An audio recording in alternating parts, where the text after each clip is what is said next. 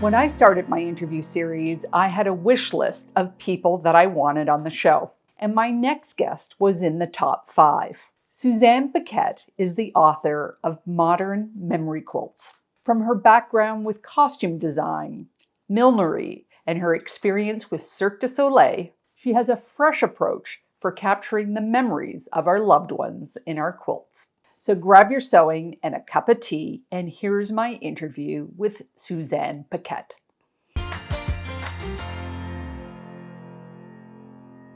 Welcome, Suzanne, to the show. Thank you for being with me. I understand you're coming to me from Montreal. Hi, I'm really happy to be here. And yep, I'm in Montreal. Are you originally from Montreal? No, I'm originally from Ottawa. So I grew up in Ottawa. I moved to Toronto to go to Ryerson, which is in the process of renaming itself, for fashion design. And then in 2001, I moved to Montreal when I came to work for Cirque du Soleil here. And I've been here since. I read in your book that your mother taught you how to sew. Was sewing something that your mother enjoyed doing? For sure. She sewed, I think, even before my brother and I were born. I actually recently heard a story that she sewed not her wedding dress, but the dress you wear to go on your honeymoon. She sewed it in her office. She used to work for an MP on the Hill in Ottawa, and there was this huge wooden table, and she cut and well, not sewed it, but she cut out her dress there. And then sewed it at home, which I think is an amazing story. I tell people to do that all the time. They say they don't have the space to lay things out. I'm going, right, take it to the office. But this is it, right? Especially then in the whatever 60s, with the huge wooden like solid desk, which I'm sure was an amazing cutting table. So yeah, we should have it now. Yeah. Seriously. I always remember her sewing when I was little. And then as soon as I was old enough, I want to say maybe 5 or 6, she started to show me how to sew. And she had an old Singer machine, domestic machine. And I have it now, actually. She no longer sews. She has eyesight issues now, so she doesn't sew anymore. But when we were kids, she made our Halloween costumes. And I still remember she and I this matching skirt.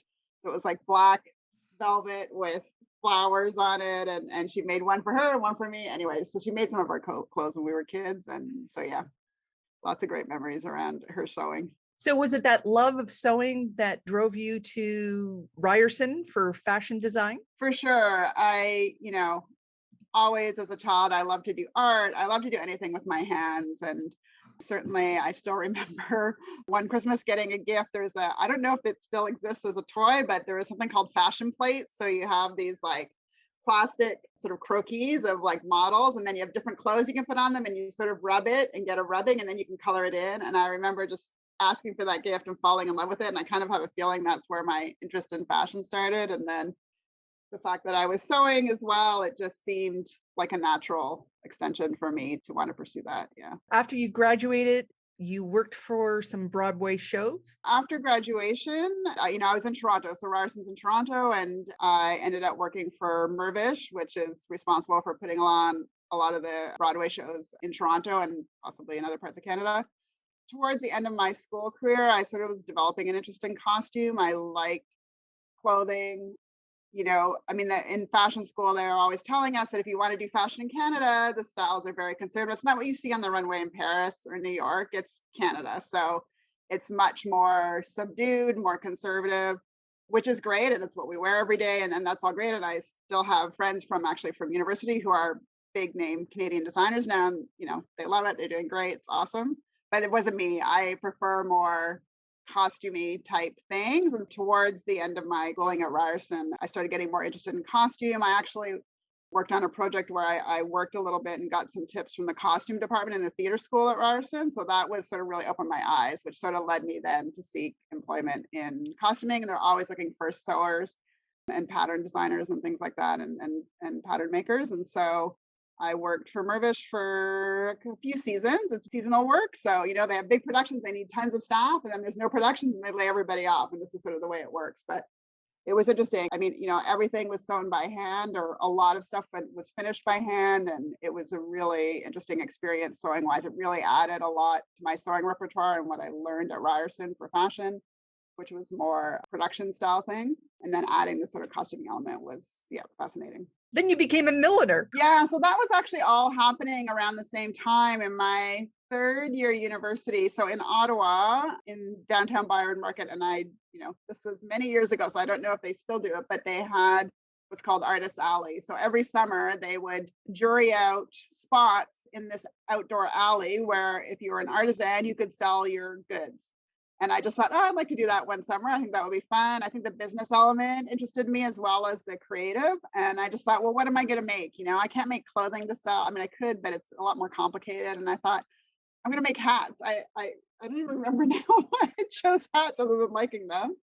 So I applied one year, I got in, and I started making custom hats. And from there, I had interest from a few stores, one in Ottawa, one in Toronto, for buying my hats wholesale and selling them in their shops. So that's sort of where my own hat business started. And then it grew from there. So do you still make hats? I have not made a hat in a long time. Do you need a lot of specialized equipment for it? So it depends what kind of hats you make. So I did take a few courses on felting, which is when you mold felt forms over a wooden form and you use steam to take the shape of the form. But I didn't really do those hats. I focus more on what I call cut and sew hats. So I literally made a pattern. I took my experience from Ryerson, drafted patterns, and then used fabric and made hats. So specialized equipment, no. I mean, it's really just all your usual sewing tools and things like that. And then you ran away to join the circus. Not many people can say that. I did. I started with my hats, and eventually that became, I was wholesaling to a lot of stores. And then one of my dreams before I got to Cirque was to have a retail store. So I opened a retail store in Toronto on Queen Street. I did that for 3 years. I loved it. And then I just thought, it just got to the point where there's too many things to do. And I was like, do I want to do the creative side or do I want to do the business side? I really have a love of both. And it was really sort of a pull for me. And I thought, I need a change. And so interestingly, we were talking earlier off screen about Jacqueline from Soak. She and I go back a long time. When I was looking sort of to make a change, she came over one day and we grabbed some magazines and we're like, let's just pull out pages for each other that we think speak to us about each other. So we did this, and then we swapped piles. So she gave me the pile that she pulled for me. I did the same for her. I was going through my pile and there was this circus thing. And I don't know, something about that just got me thinking about, I thought if I was going to go back to working for a company, because at that point I'd been self-employed for 3, 4, 5 years. I thought, what kind of company do I want to work with? And then I saw that page and I'd seen a Cirque show, I think a few years before. And I just thought, oh, that could be interesting. I wonder what kind of opportunities are at Cirque. So I started looking, and a lot of people think I went to work in the costume department, but I actually did not. I've never worked in the costume department. I actually went and I worked in the merchandising department because Cirque has boutiques at all of their shows.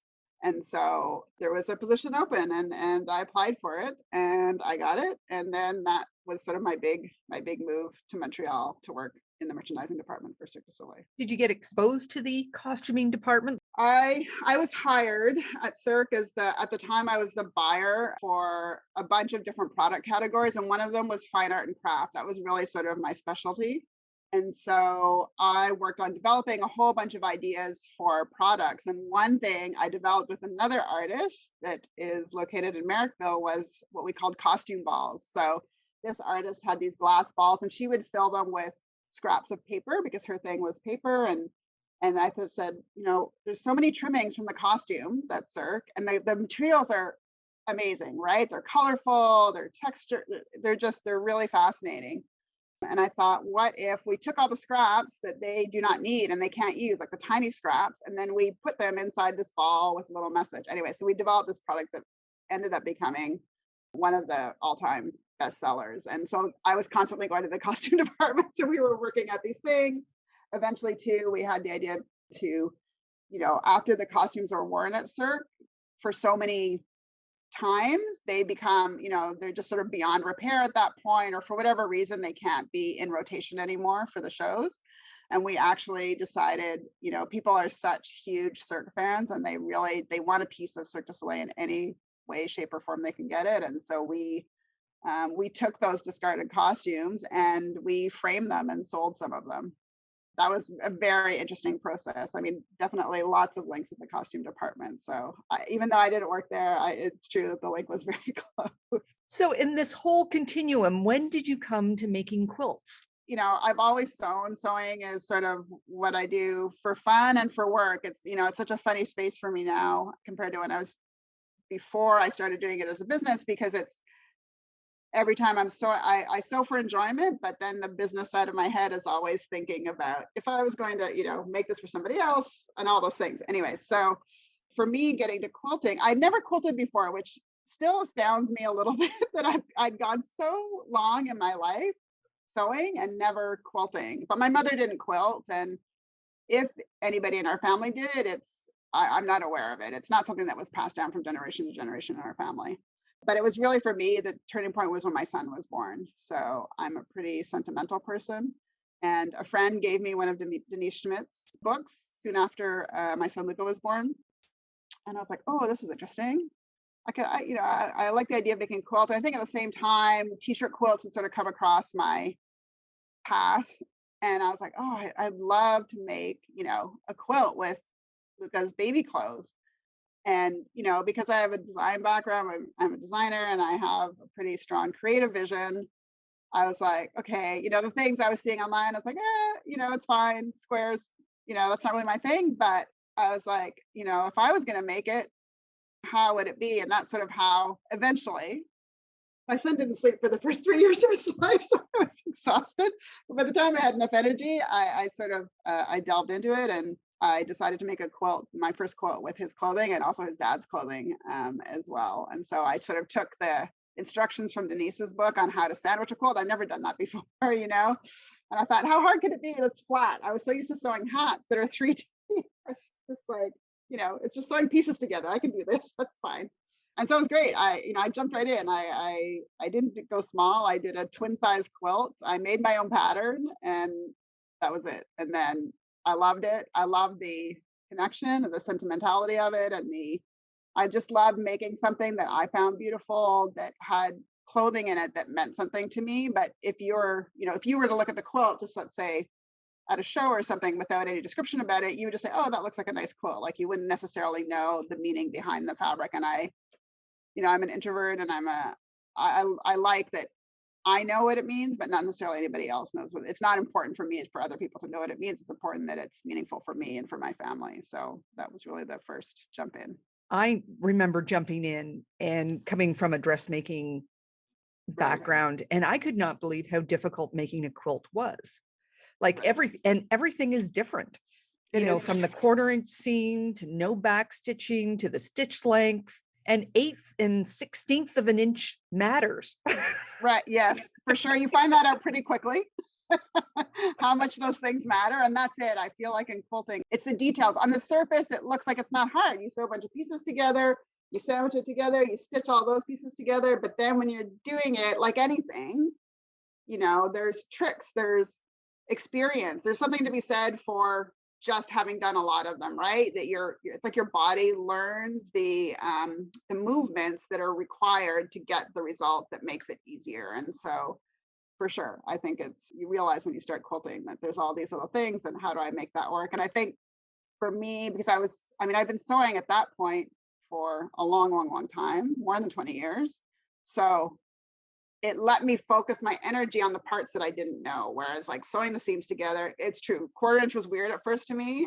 Because you're so used to 1/2 inch, and I was just getting used to that, but it was fine. I was like, okay, it's like when you're putting on a collar and you do a 1/4 inch seam, it's good. It's all good. And yeah, and just sort of, and reading, like listening to what other people do and tips and tricks, and yeah. So you have written an absolutely fabulous book here on modern memory quilts. Even if you didn't make quilts, I find this a very impactful book, sometimes even tear-jerking. Yes. When did you realize that you approached memory quilts differently than other people? I think it was pretty obvious to me from the start. I will say, only because I wasn't seeing what was in my head out in the world. And it's not necessarily, there possibly could be other people that were having a similar approach that, I just, obviously you can't be aware of everybody. But I think for me too, the big connection between going from working for Cirque du Soleil to doing memory quilts was that a lot of my work at Cirque and our collective work in the department was really to find ways for people to bring a tangible memory of their experience at Cirque home with them, because at Cirque, we would get letters all the time from spectators saying, I just saw my first Cirque show. Oh my God, it changed my life. Like some of the letters, you're crying because it was just so overwhelming, the impact it had on people. And I feel like, a lot of the relationships in our lives with the different people in our lives are the same way, right? You don't talk about it every day, except when they're gone or something changes or they're born or whatever happens, it is very emotional. And so I had had a lot of practice at that point thinking about how to take emotions and put it into objects, which isn't always obvious. For me, that the fact that it was never just about making something pretty or making something useful, the fact that it was that really strong emotional connection. I'm an empathetic person. I'm somebody that feels things very, very deeply. And I think I sort of instinctively knew that this is what maybe I was bringing to the mix that was maybe a little bit different from what I was seeing anyways. And then just the fact that, like I said, I don't come with a long quilt history. So I have an idea what a quilt should look like. And I just do it because for me, in terms of what it should look like or this or that, there's not really any rules. And of course, that's changed now because I'm much more familiar with traditional works and works of other quilters. And so everything is impacting what you're doing, right? But especially at the time, I had no preconceived notion. I mean, I cut my first quilt out with scissors. I was not the rotary cutter person because in fashion, you don't. And I had many classes on how to cut straight lines with scissors, both on paper and in fabric. This was part of our education for fashion design. We were graded on it so I have all those tricks. So it wasn't difficult. I mean, of course, now I use a rotary cutter if I want to cut a straight line, but I still use somewhat of a hybrid of techniques because partly it's what my body knows how to do. And I'm somebody that just learns something by doing it a lot. I don't really, I rarely rip out stitches if it's wrong, unless it's like majorly wrong. I'm like, that's fine. I'll move on and that's it. It doesn't need to be perfect. I would say my perfectionism when it comes to quilts is more in communicating the idea that's in my head. I will spend a lot of time pulling that out of my brain and getting it physically to look like what I think it needs to be. So that's more where I spend my time versus some people are very technically oriented and very precise. And I'm pretty precise, but it's only because of years of sewing. It's not because it's in my in my personality in terms of sewing. I love how you spend quite a few paragraphs talking about getting up the nerve to cut the fabric. Oh yes. I still have pieces of my son's clothing. I'm like, I cannot cut into that thing. And even the first onesie, they're so, especially baby clothes, they're so cute. They're like tiny. And all you see is your child that you brought home from the hospital and you're using, and especially my scissors are huge. You're using these huge pair of scissors to cut into it. And I just like, okay, I just got to do it. And then once you go through the first ones, I mean, I say this in the book, really, it's like ripping the Band-Aid off, it's almost the anticipation. But I think it's that, that's what always fascinated me and still fascinates me is the link between the emotions and the, in this case, the cutting, right? Because it is extremely emotional for people. And on one hand, it's just a piece of clothing. On the other hand, it's every connection that somebody's had to that other person. And so it is a big deal. Like it's a lot easier to cut somebody else's clothing than it is to cut my own or my son's. Where did the idea of photographing the clothing before you cut it come from? That's a wonderful idea. Well, it's a little bit linked to that because partly I thought, oh my God, if I cut into this and I don't like it or I'm upset, I will have just ruined the intact memory of the piece before it was cut. So I started, with the first quilt I made for my son, and I really photographed everything, and I actually went quite elaborate. I sort of took it as a creative opportunity also to do a different kind of memory keeping of the actual clothes before they were put into a quilt. And, especially in that first year of life, they're changing so much. I mean, there's just so, I think a lot of parents will say either with subsequent children or even as the child gets older, like there's just no time for that anymore. You have other things to do. And as much as you want to capture every single moment of your life, regular life, of their life, regular life just takes over and it's sort of slowly, and I think you start to separate a little bit more from your child probably as they start to get older and starting living their own lives and things like that. But when they're that little, they're so close to you. Yeah. So it was important to me. And then when I started making quilts for other people, I will say I primarily did it as a like a safeguard in case somebody had to feel, had this reaction that I feared that I would have. I never had that reaction that I was upset about cutting something up.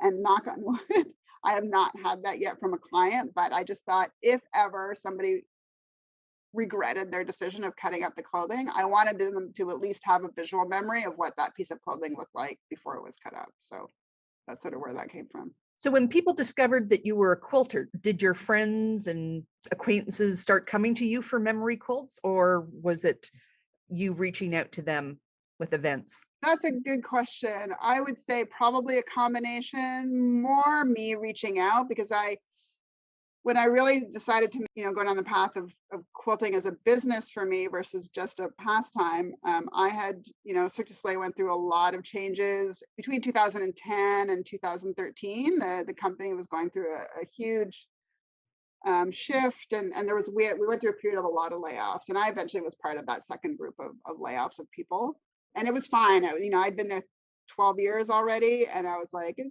after 12 years in one spot, it's like, it's been one of the best experiences of my life, but it was also time to do something different. And also the fact that I've been self-employed before, that's really in my blood. So I was like, I knew I would get back to being self-employed at some point. And I just thought with the opportunity of being laid off, I thought, maybe now's the time. And it just sort of collided with quilt making. And so at that point, when the idea was forming to potentially look at quilting as a business, then I started really going at it from an entrepreneur point of view. And I reached out to people. I wanted to get a bunch of, quilts under my belt, so to speak, and doing it for other people, because it's different doing it for other people than it is doing for yourself, and sort of working out my process. And so I did a combination. I did have people come to me. I went to other people as well. Yeah. I love the quote that you had from one of your teachers to always start with the fabric. Yes. I am a slow learner on that one.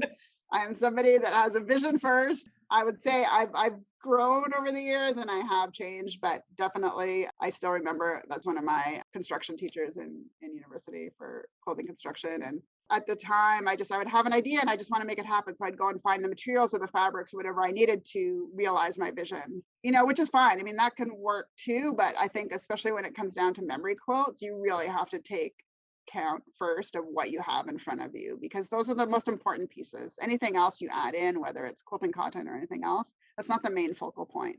It's not the reason for being of the quilt. And I think just as a general design approach, I began to understand that, starting with materials you have sometimes, and a lot of the times, is actually a good constraint, because it gives you a set of parameters to build around. When things are wide open and you can do whatever you want, I mean, I think quilters face this all the time. You have paralysis. You've got this huge stash of fabric you love. You don't know where to start because there's no framework, there's no parameter. And so when you start with clothing, it's a pretty clear guidance. And sometimes it's not easy to figure it out, because often the clothes come to me and it's like, it's people's clothing. So there's random stuff. There's things that don't go together. Sometimes there's things that go together. So it's always trying to make sense of that, of how you build a story out of that you still find aesthetically pleasing, but at the same time pulls the important pieces of meaning together. So yeah, that took me many, many years to sort of come to that understanding. Well, I love that you've included many of those lessons here in your book, like every single quilt. It's not just a pattern, it's a story. There's a lesson.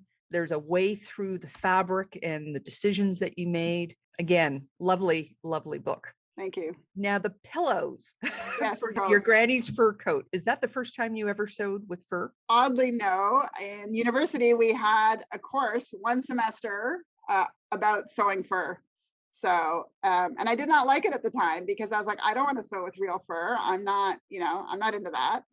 But the techniques are very, very specific for sewing with real fur. And oddly, I didn't know it at the time, but even those techniques helped me understand how to sew with faux fur, which I actually did quite a bit when I started making hats.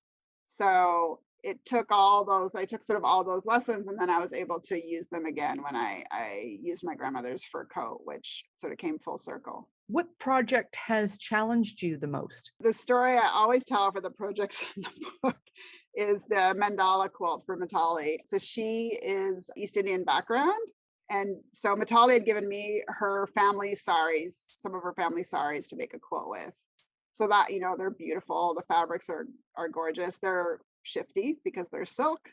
It's a different thing to work with. That didn't worry me so much though. I'm used to working with different kinds of fabrics, but I had this idea almost instantaneously in my head of the design I wanted to do for Matali, which was to do an Indian style mandala with the saris. And so I draw all my patterns in Illustrator. So I drew it up quite quickly. And when I got it done, I was extremely pleased with it. I sent it to her. I was hoping she would love it too. She did. I was like, great, that's going to be the pattern.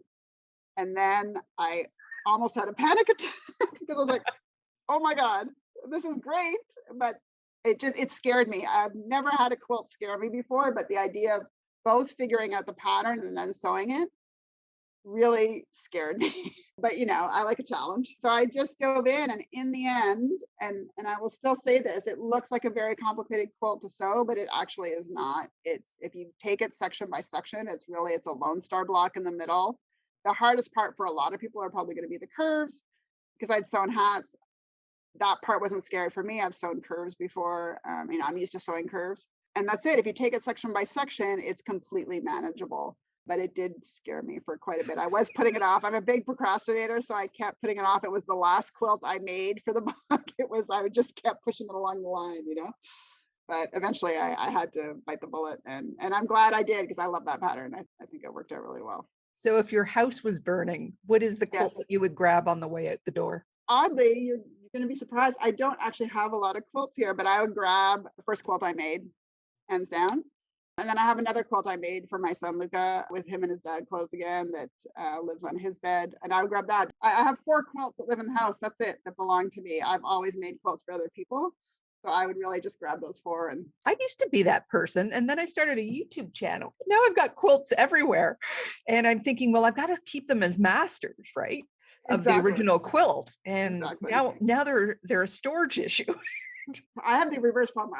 The storage issue I have is that I have clothing from so many different people for projects that are lined up. And that's, for sure, after I grab my own quilts, and if I had time, I'd probably grab all their clothing, because you can't replace it. As you've left Cirque du Soleil with all the bright, beautiful colors, and now you're making quilts, have your colors changed? The short answer is no. Green and sort of greeny blues are always been my favorite. I will say that the thing that has changed for me somewhat over the years, and it's not necessarily related to leaving Cirque or starting to make quilts, but I'm appreciating in certain situations the color pink. It's for many, many, many years, and I talk about this in the book.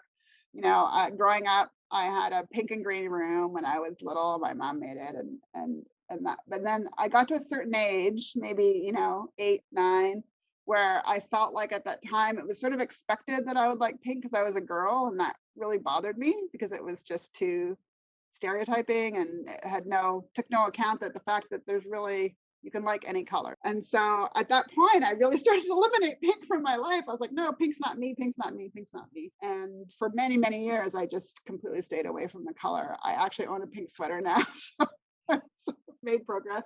And I get a lot of clothing that's pink. The reality is, what I see coming in, blue and pink are the most popular colors, followed by, along with black and white, followed by red. Some people have very colorful wardrobes, most don't. Some have very neutral wardrobes. I do love neutrals. I love calm. So it's interesting because I have a huge appreciation for extremely colorful quilts. I love looking at them. I love the color, I love everything about them, but it almost is never what comes out of me if I'm designing it, just because there's always sort of a more subdued form. And I realize that I think it's, especially when it's talking about quilts and things that you live with, I like to have calm around me. So I can't live with a lot of extreme color. I can make a colorful quilt for somebody else, but living with extreme color for me is just too intense. Interesting that you mentioned about the pink. Pink is such a loaded color for women. It is. And I found the very same thing. I've rebelled against pink, but I realized there is a shade of it that I do like. I like that raspberry pink, but I don't like the bubblegum. I don't like the light pale pink, and just sort of taking the girly part out of it. That's it for me. I think that's a lot of what it was. And I think it was just Overall, I hate when people have expectations of who I am based on how I look or what they see without them knowing me. Color brings a lot of emotion. That's it. Like, just sort of getting back to the quilts, like I do have a big discussion around color with people because everybody has likes, dislikes, things they associate with someone, things they don't. And it's important to understand that because it is visceral. It's not always necessarily intellectually based, it's more, there's feelings attached to it and there's history and it's complex. So if people want to get a hold of you for a lecture or a possible workshop or just follow you online, how do they get a hold of you? There's a form on my website people can fill out, or by email is usually the best way. You can also contact me through my Facebook page for my company, Atelier Sus. Any of those ways works. Thank you very much for being on the show today. I've very welcome. Thoroughly enjoyed talking to you. Thank you. It was really great talking to you as well. I'm glad to chat a bit about this. I hope you've enjoyed my interview with Suzanne Paquette. Not only is it an excellent read, full of pictures and stories, it will also encourage you to try new techniques on your next memory quilt. I'll have a link to modern memory quilts in the notes below.